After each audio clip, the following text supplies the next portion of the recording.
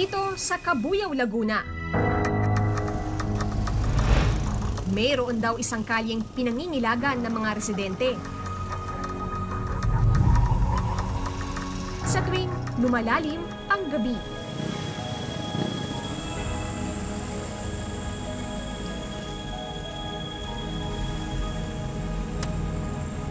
Nag-backing lang po ako, Tapos, nakita ko yung babae na sa side mirror, nakatayo siya, puting-puti ang damit niya, tapos ang haba ng buhok. Nakapayong siya. Tapos yung pag-ano namin, papunta ko dito, nawala na siya. Wala naman ang sakyan na dumadaan.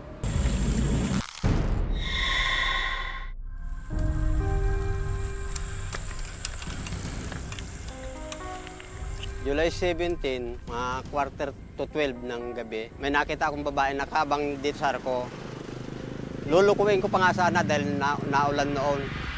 Tapos, nung bago ako magsalita, tumingin sa akin, nalilisik ang mata na namumula. Tapos, lumawit ang dila, ang haba. Doon nagulat ako na hindi normal na tao. Nung mapansin ko siya, nakatayo, angat siya sa lupa, hindi nakalapat sa lupa. Natakot ako. Paspas ako ng pamimisiklita, pag-iwang-giwang ang takbo ko.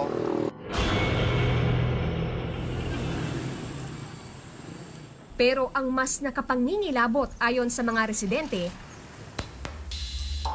ang ilang hindi maipaliwanag na pagpapakita.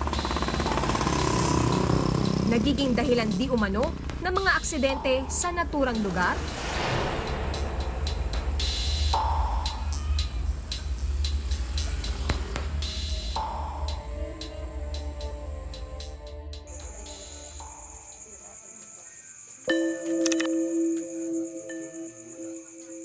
Sa 15 taon ng pamamasada ng tricycle ni Mang Ador,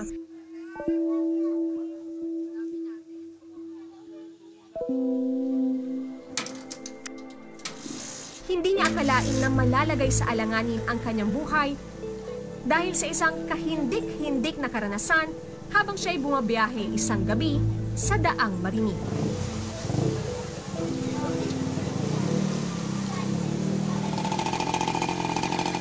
Nung panggabi ang biyahe ko, wala akong sakay at matuloy ng takbo ko. Pagdating ko sa may ibabaw ng tulay, parang bumigat. Sumilip ako sa loob. Nakita ko may nakaupo na nakasuot na puting-puti at mababuhok. Tumatakbo pa tricycle, tumalo na ako. Nagpagulong-gulong ako. Pagkagabi, hindi na ako nadaan dyan. Umiikot na ako sa butong. At natatakot nga ako eh. Lalo na pagka yung umaambon-ambon.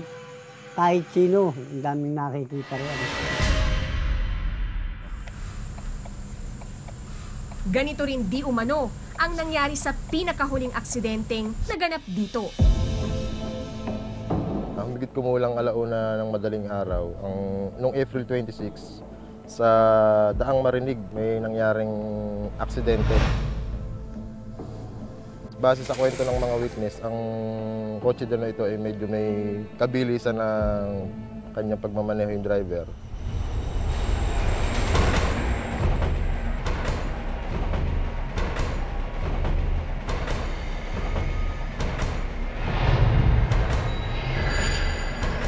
Bigla na lang sumampas sa gutter. May gutter kasi doon sa may tapat ng arko.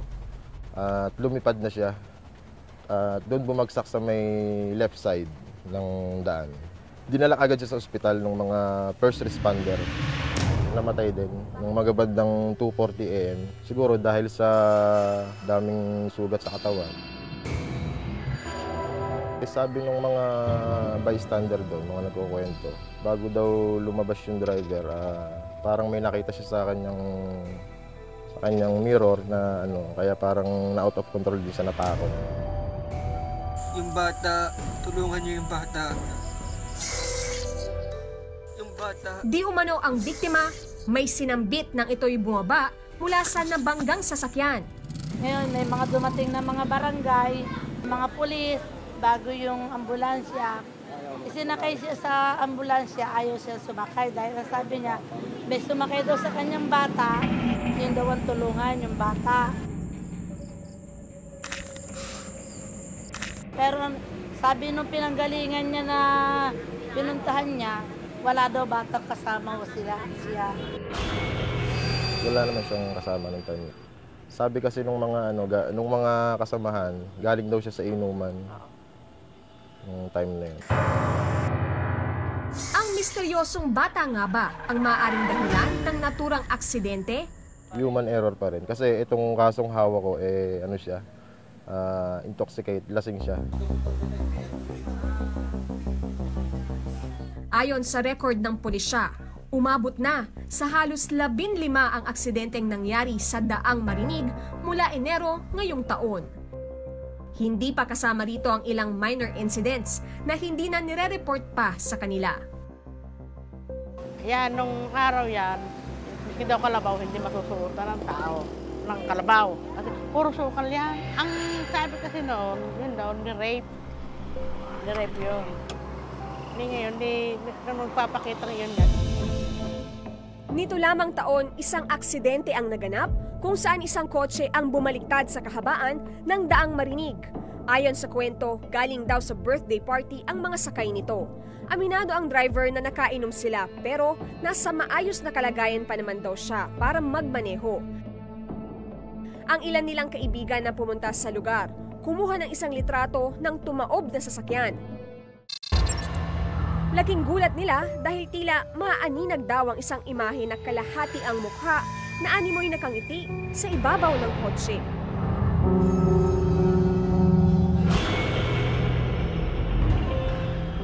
Ipinasuri namin sa isang eksperto ang larawang nakunan sa lugar ng aksidente upang malaman kung isa nga ito sa mga elementong nagpaparamdam sa naturang lugar. Sa unang tingin ko pa lang sabi ko baka usok-usok lang tapos nakikita niya in-enhance ko yung image niya para makita natin. Hindi naman siya ghost or anything. Palagay ko something in the background, baka bakod o puno na napipick up ang ilaw. So tapos siguro play of lights, mayroong ilaw din, may shadow. So mukha siyang mukha para sa ibang tao. Pero kahit nasabihin natin mukha, hindi mukha ng tao eh. Parang mascara dahil straight, very straight here. Tapos may ganun butas para sa... so I think it's imahinasyon lang ng mga tao na may nakikita silang ghost or anything.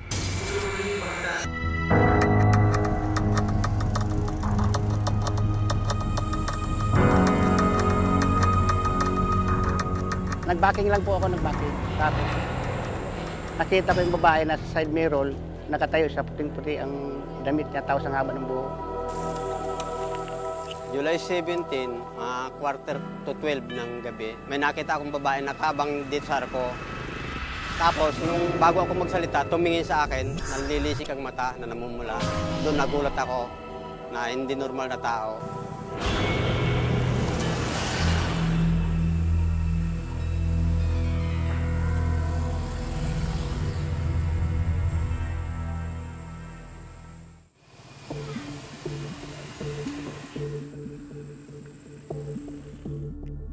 Kasama ang paranormal investigator na si Adam, sinuri namin ang arko ng Daang Marinig kung saan madalas raw makita ang mga ligaw na espiritu.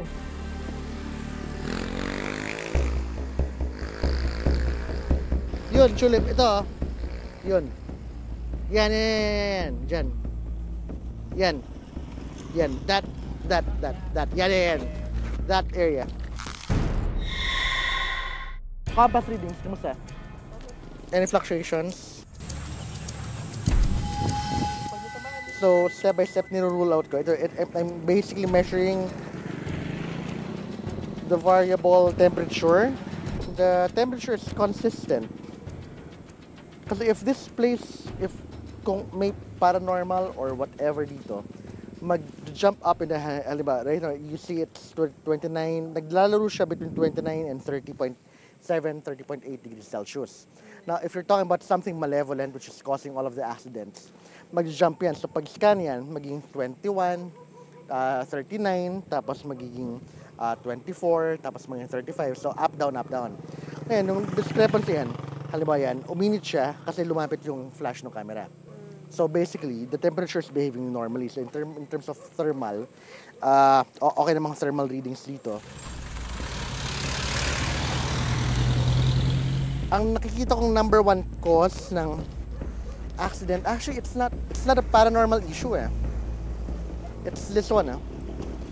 Kung maraming tumitilapon dito, it's because yung slope ng area na to, yung slope ng kalye here, mas steep yung slope compared to yung slope dito. So I'm gonna check the other areas to make sure na talagang walang ibang nandito.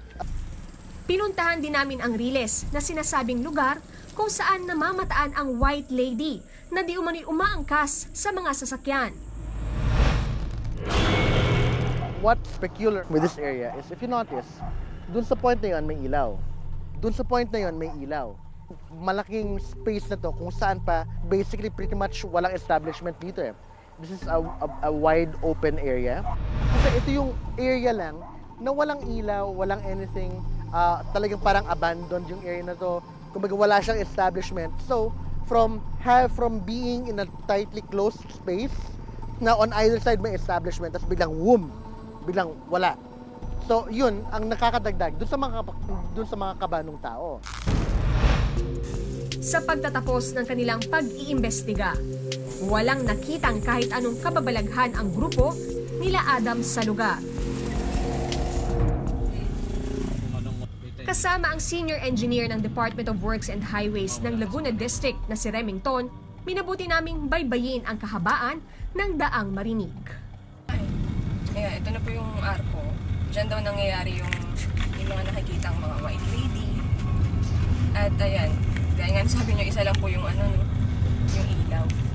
Ito, oo nga, pagbaba mo bigla siyang baba. Although hindi ganun ka baba, pero magugulat ka pa rin.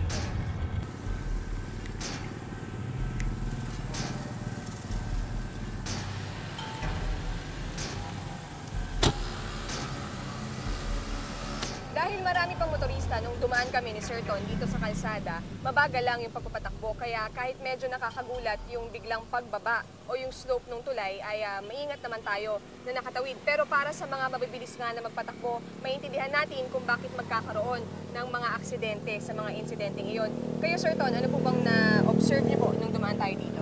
Yung ating tulay, marami siyang kulang na safety features such as yung approach niya bago magtulay, then yung mga railings niya, at kung maaari, sana naigit na yung tulay. Dahil sa left side niya, kung mapapansin nyo, is edge of road na agad siya, edge of bridge na agad siya. So, kung mabilis man magpatakbo, may chance na sa left side, pumaling ang sasakyan. Lalo na't hindi rin pantay yung pag-angat niya sa tulay. Sa aming pagbaybay sa daang Marinig, kapansin-pansin ang ilang bahagi nito na madilim dahil sa kakulangan ng ilaw ng poste. And then meron pala nung warning. Meron na warning. Accident prone siya. Napansin niyo po ba? Hindi kapansin-pansin yung warning niya dahil nasa right side tayo pero ang warning niya is nasa left side na hindi na driver's view. Gaano po ba kalaki dapat ang warning or ano po ba dapat yung mga dimensions niya?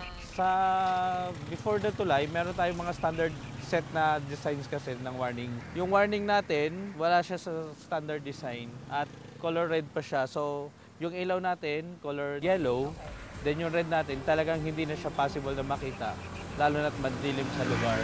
Kulang sa ilaw rin mismo yung ating kalsada. So may isang poste dyan na dilaw nga yung ilaw. Dilaw yung ilaw. Parang masyadong malamlam po yung kulay. Malamlam. So yung mismong signage niya talagang hindi mababasa, lalo na't hindi ka familiar sa lugar.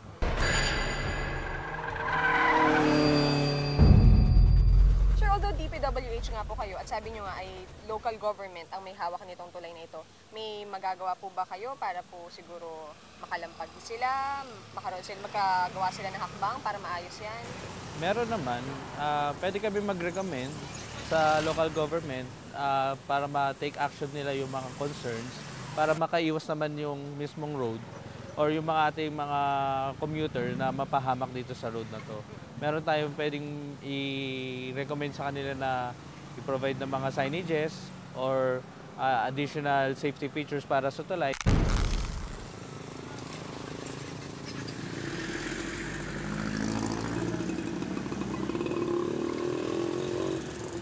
Medyo may konting lapses, medyo pag papalipat natin yun. Kung ang investigasyon ng mga otoridad ang pagbabasehan, bukod sa posibilidad ng human error, malaking dahilan ng mga aksidente sa daang Marinig ang hindi maayos na istruktura ng tulay nito. Sinasabi namin sa engineering sa ating City Hall na kailangan i-reconstruct yung tulay na yun dahil maraming cause of accident doon. Dahil nga doon sa medyo paangat siya, at the same time wala siyang warning device. Dahil paggabi, hindi mo akalain na paangat pala yun. Kaya ang tendency ng mga motorista, pag umangat yung sasakyan na out of control na siya sa manubela, babangga na siya. Hindi na niya makontrol, lalo na pagkalasing. Tsaka inaantok, galing sa trabaho.